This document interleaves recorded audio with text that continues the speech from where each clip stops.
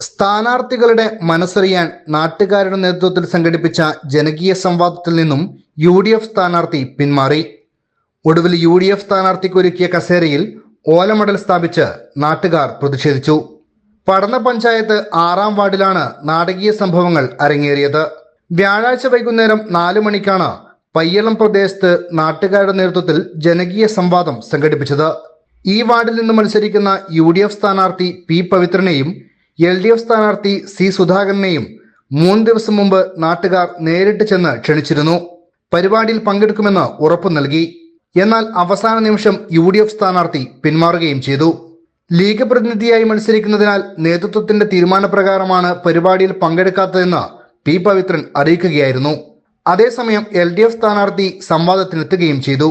UDF സ്ഥാനാർത്ഥിക്കായി ഒരുക്കിയ ഇരിപ്പിടത്തിൽ ഓലമടൽ സ്ഥാപിച്ച് നാട്ടുകാർ പ്രതിഷേധിക്കുകയും പരിപാടി തുടങ്ങുകയും ചെയ്തു. കാലങ്ങളായി ലീഗിന്റെ സ്വാധീന പ്രദേശമാണ് 6-ാം വാർഡ്. ഇത്തവണ സംവരണ വാർഡായി.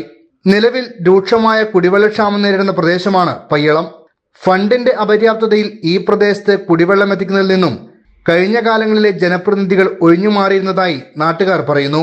ഇത്തവണ സംവരണ വാർഡായതുകൊണ്ട് തന്നെ വിവിധ ഫണ്ടുകൾ ഈ വാർഡിൽ ചെലവഴിക്കാനാകുമെന്ന കണക്കുകൂട്ടലിലാണ് നാട്ടുകാർ. ഇതിന്റെ കാര്യങ്ങൾ ഉറപ്പുവരുത്താൻ കൂടി വേണ്ടിയാണ് സ്ഥാനാർത്ഥികളുമായി സംവാദം സംഘടിപ്പിച്ചത്.